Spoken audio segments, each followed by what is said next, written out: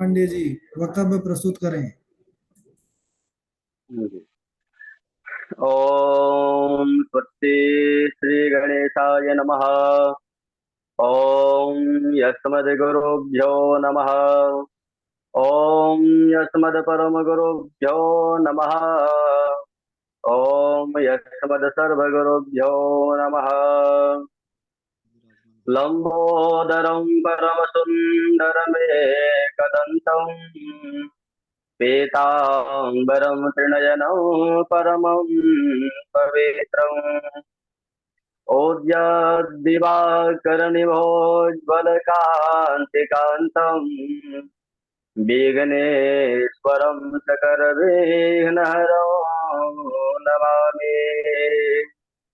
शरीरं स्वरूपं ततो वा कलत्रं जसच्चारुचित्रं धनं मे रसोदयम् मनश्चैन लग्नं श्रीगुरुरङ्घ्रिपदमे ततः किं ततः किं ततः किं ततः किं नारायणं नमस्कृत्य नरं चैव नरोत्तमं देवीं सरस्वतीं व्यासं ततो जयमुदीरयेत्।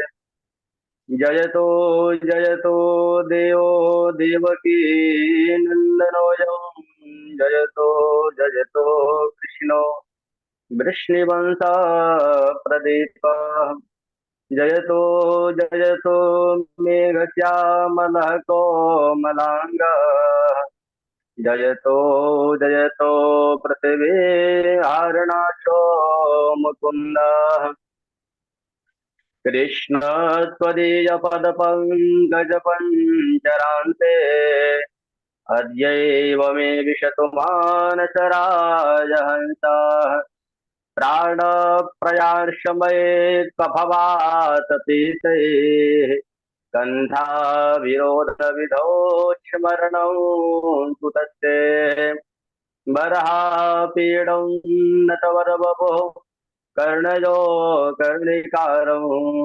बिभ्रदवासः कनककपिशः वैजयन्तीं च मालं रन्ध्रान् वेणुरधरशो दयागोपवृन्दे बृन्दारण्यं स्वपदरमणं प्राविशद्गीतकीर्तिते करारविन्देन पदारविन्दौ मुखारविन्दे विनिवेशयन्तम् वटस्य पत्रस्य पुटे शयानं बालं मुकुन्दं मनसा स्मरामि। रामाय रामभद्राय रामचन्द्राय वेदसे रघुनाथाय नाथाय सीताया पते नमः। अंजनानंदनं वेदं जानकी शोकनाशनं कपीशमक्षहन्तारं वन्दे लङ्का भयङ्करम् मूकं करोति वाचालं पङ्गुं लङ्घयते गिरिं यत्कृपातमहं वन्दे परमानन्दो माधवम्। भक्त भक्ति भगवंत गुरु चतुर्णाम बपुवेक इनके पद वंदन किए नाशित विघ्न जने। जय जय श्री राधा रमन जय जय नवल किशोर जय गोपी चित चोर प्रभु जय जय माखन चोर। राधा मेरी माँ को है पिता मेरे घनश्याम इन दोनों के श्री चरणों में कोटि कोटि प्रणाम। परम मंगलमय परात्पर अखिलेश्वर अकारण करुणा वरुणार्य भक्तवांचित वृंदित पीताम्बर धारे भगवान श्री कृष्णलाल की वांगमयी प्रतिमूर्ति श्रीमद् भागवत महापुराण समुपस्थित देवदेव के चरणों में कोटि कोटि प्रणाम करते हुए आज हम लोग ऋतुओं का वर्णन करेंगे। ऋतु का कथा श्रवण करेंगे। वर्षा विगत शरद ऋतु आए। वर्षा के व्यतीत हो जाने पर शरद ऋतु का आगमन हुआ। शरद ऋतु का आगमन होते ही महाराज आकाश निर्मल हो गया। सरिता सर निर्मल जल शोभा, संहृदय जस गत मद मोहा। नदी और सरोवर का जल निर्मल होकर के शोभायमान होने लगा। जैसे मद और मोह से रहित संतों का हृदय निर्मल हो जाता है। महाराज छोटे छोटे गड्ढों में भरे हुए जल में रहने वाले जलचर प्राणी यह नहीं जानते कि दिन प्रतिदिन उस गड्ढे का जल सूखा रहता है, सूख जाता है। जैसे कुटुंब के भरण पोषण में लगे हुए मनुष्य यह नहीं जानते कि हमारी आयु प्रतिक्षण क्षीण हो रही है। शरदा तपन से शशि अपहरे, संत दरसज में पातक टरे।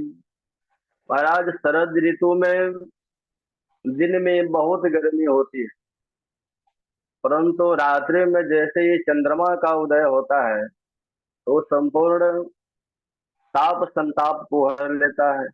जैसे इसी संतों की दर्शन मात्र से बड़ी सी बड़ी पाप की निवृत्ति हो जाते हैं। इतम सृष्वचलम पद्माकरम सुगंधिना यविषद्वायुना वातं सगो गोपाल कुंजितः। जब शरद ऋतु प्रारंभ हुई, जल निर्मल हो गया।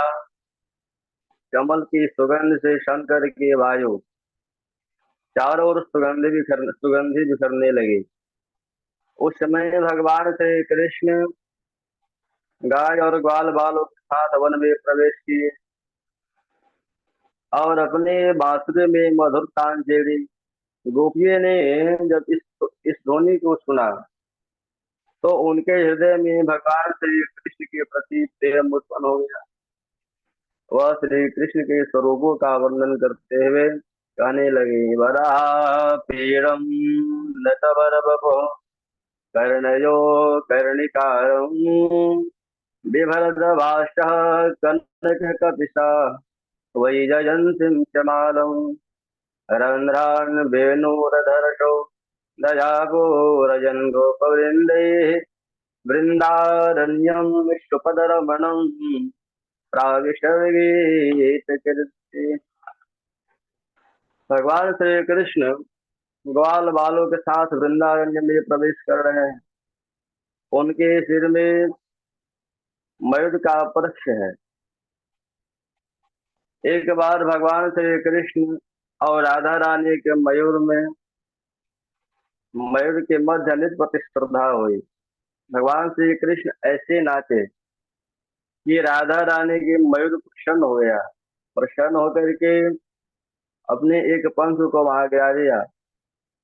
उसी पंख को भगवान लेकर के अपने शर में धारण कर लिए। तब से भगवान श्री कृष्ण मोर पक्ष धारण करने लगे। उनके कानों में पीला पुष्प शोभायमान हो रहा है। जहाँ श्लोक में वर्णन आता है, कर्ण जो शब्द भी वचन में किया गया है। तात्पर्य है कि कान तो दो है परंतु पुष्प एक है। यह संकेत पुष्प है। प्रातः काल जब भगवान श्री कृष्ण गोचारण के लिए वन में जाते हैं तो सभी गोपियों के मन में, उनके हृदय में इच्छा होती है कि जाने की आज कन्हैया किस दिशा की ओर गोचारण करने के लिए जा रहे हैं।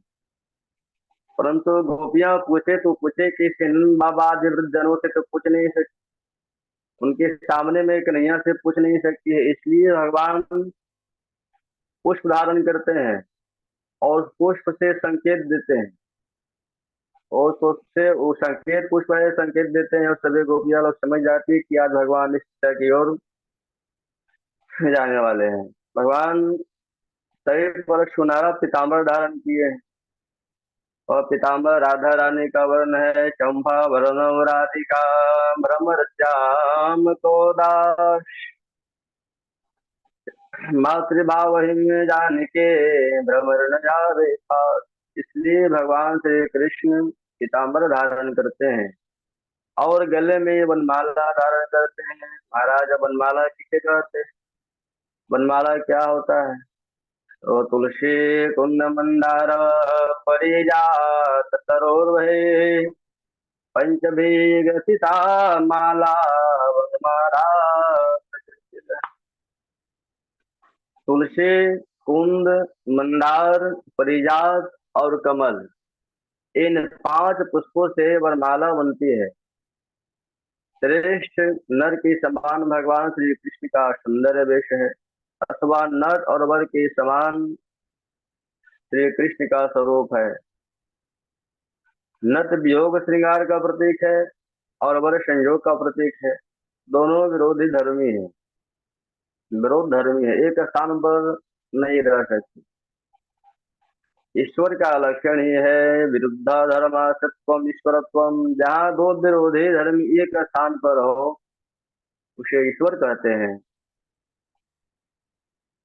भगवान श्री कृष्ण बांसुरी की छिद्रों को अपने अधरावृत से पूर्ण कर रहे हैं और विषयानंद जिनके सामने फीके पड़ जाए उसे वेणु कहते हैं।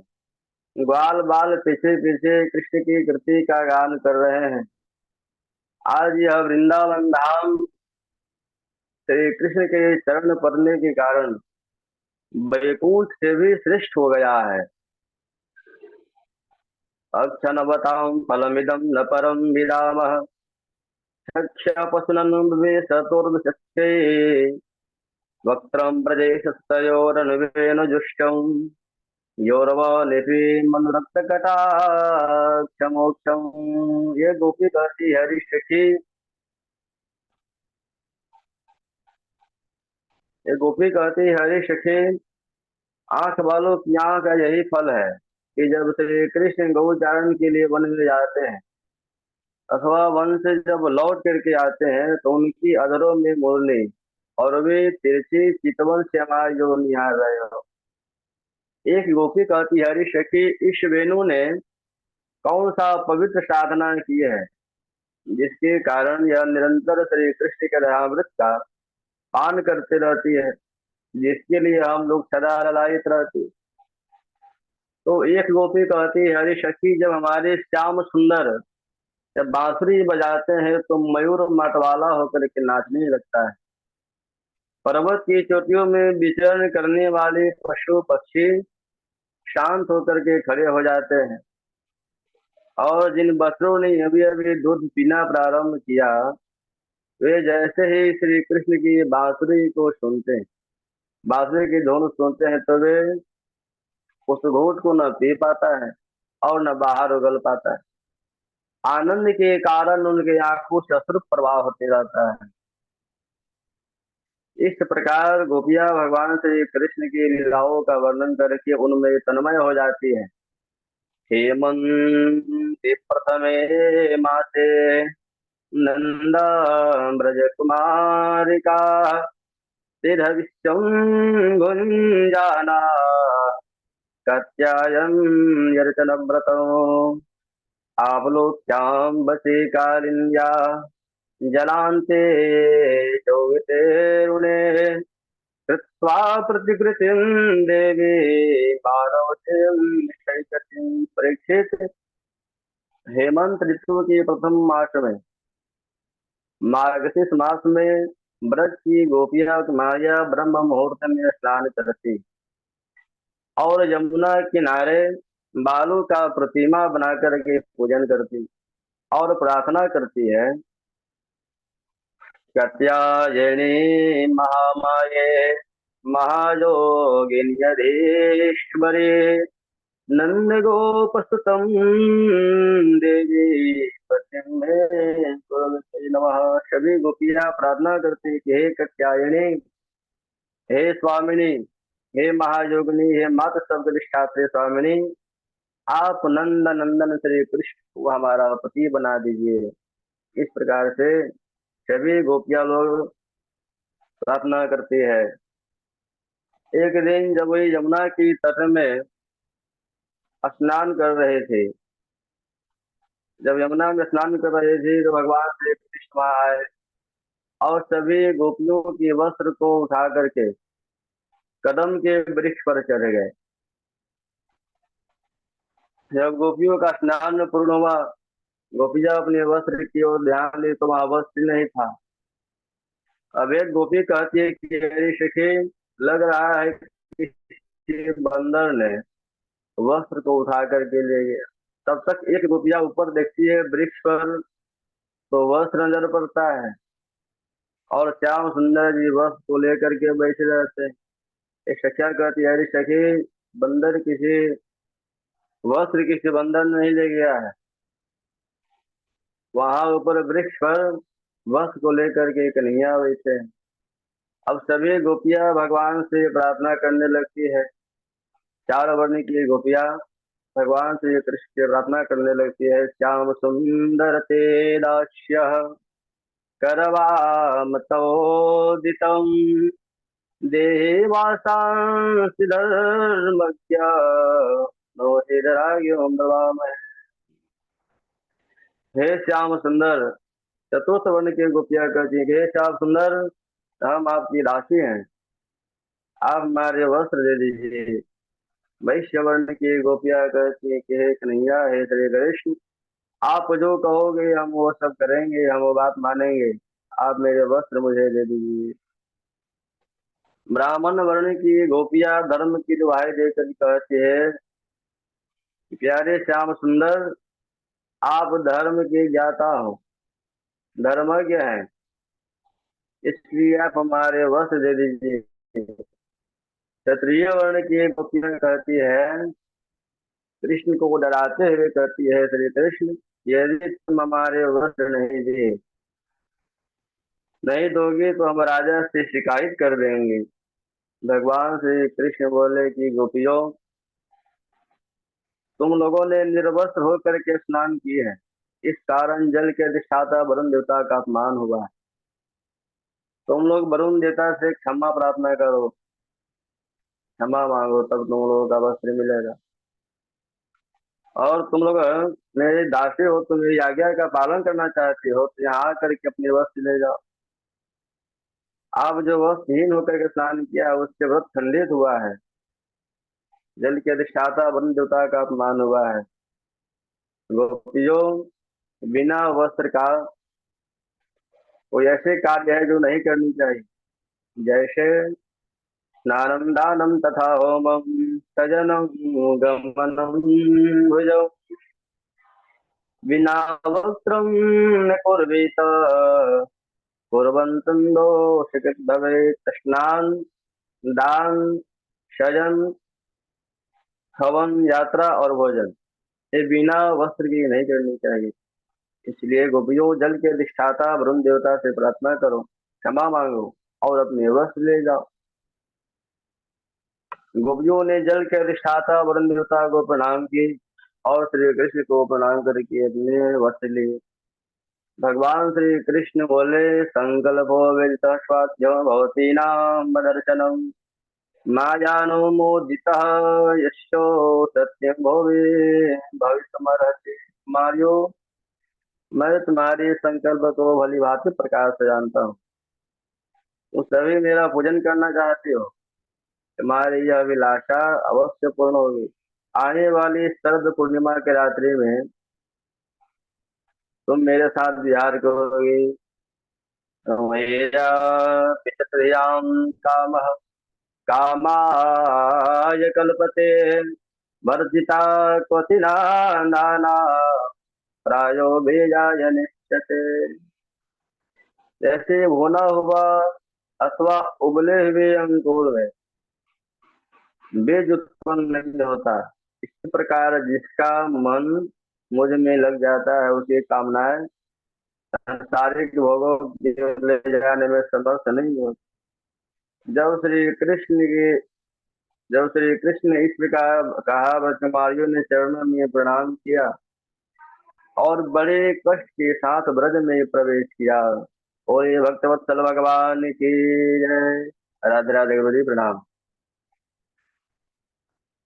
बहुत सुंदर, बहुत सुंदर।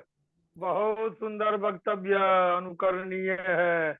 इसी प्रकार भगवान की कृपा बनी रहे। बहुत सुंदर।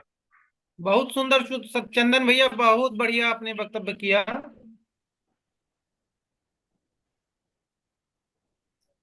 आप लोग का कृपा से ही बना रहा है, बस सब सही होते चला जाएगा। इसी प्रकार बराबर वक्तव्य देते रहिए और हरि माधव बहुत की कृपा को प्राप्त करते रहिए। बहुत सुंदर चंदन भैया, बहुत सुंदर। बहुत अच्छा लगा चंदन भैया। धन्यवाद भाई।